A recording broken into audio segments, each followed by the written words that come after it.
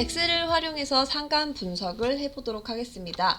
상관 분석이라는 것은 한마디로 상관관계가 있느냐 없느냐를 보는 건데요. 상관관계라는 것은 두 개의 변수가 결국 선형관계가 있냐 없냐를 나타내는 척도입니다.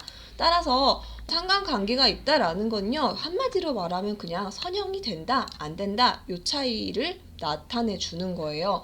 상관관계를 볼 수 있는 계수는 상관계수라고 해서 R 값이고요. R 값은 마이너스 1에서 1까지의 값을 갖게 됩니다. 따라서 R이 1이라는 거는요, 이렇게 정적 상관을 보여주는 거고요. 마이너스 1이라는 거는 부적 상관을 나타내주는 거라 약간 기울기라고 생각을 하시면 돼요. 그리고 R 값이 0에서 1 사이면은 이런 상관성이 있으나 뭔가 좀 퍼져 있는 느낌이 들죠. 그리고 0에서 마이너스 1이면 이런 식으로 퍼져 있고요. R이 0이라는 것은 상관성이 없다라고 나타내서 결국 이 빨간 박스에 있는 게 가장 중요한 내용입니다. 상관계수인 R이 어느 정도 값을 갖느냐에 따라서 상관성을 판단하게 되는데요. 0.4에서 0.7인 경우부터 상관관계가 있기 시작하구나 라고 판단을 하고요. 그리고 0.7 이상은 상관성이 매우 강해 라고 이야기하고 0.9 이상은 상관성이 엄청 강해 라고 이야기를 합니다. 0.4보다 R값이 낮으면 보통 분석에서 활용하지 않아서 결국 상관관계 분석을 해서 그 R값이 0.4 이상이냐 0.7 이상이냐 0.9 이상이냐만 판단하면 된다라고 알고 계시면 됩니다. 상관 분석에서 알 수 있는 건 따라서 선형관계 되니? 그러면 어느 방향이니? 플러스 마이너스겠죠? 관계는 얼마나 크니? R 값에 대한 부분이겠죠. 하지만 상관관계 분석에서 알 수 없는 부분은 원인과 결과예요. 예를 들어서 키와 몸무게에 상관관계가 있었다라고 한다면 몸무게가 크니까 키도 크다 라는 게 성립이 안 된다는 거죠. 키가 크니까 몸무게가 크다 이런 것도 성립이 안 돼요. 그냥 얘네들이 상관이 있다라고만 이야기를 할 수 있습니다. 그리고 두 개 변수가 아닌 이상은 세 개 이상의 변수는 상관성을 알 수가 없고요. 곡선관계도 설명할 수가 없습니다. 원인과 결과는 나중에 회귀 분석을 통해서 독립변수, 종속변수를 지정해서 알 수 있는 방법밖에 없습니다. 한마디로 말하면 결론적으로 상관관계 분석은 R값만 파악하면 된다라고 판단하시면 돼요. 우리 또 실습을 해볼 건데요. 실습은 똑같이 배낭을 만들 거고요.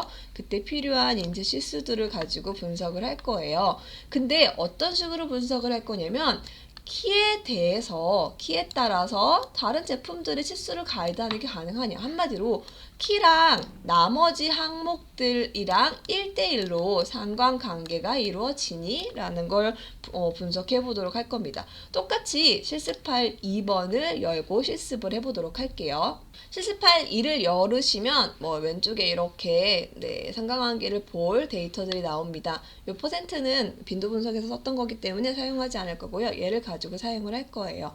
일단 상관관계 분석을 위해서는 데이터 분석을 들어가시면 돼요. 그러면 여기서 똑같이 상관 분석이 나와 있습니다. 상관 분석 확인을 누르시고요. 입력 범위는 키부터 쭉 어깨 너비까지 클릭을 하세요. 드래그를 하시면 됩니다. D부터 J까지. 그리고 첫째 행 이름표 사용을 할 거고요. 확인을 누르시면 새로운 시트가 뜹니다. 이것이 상관관계의 끝입니다. 보시면 어떤 걸 알 수 있으신지 보이시죠? 아까 결국 이 값들은 R 값을 의미해요.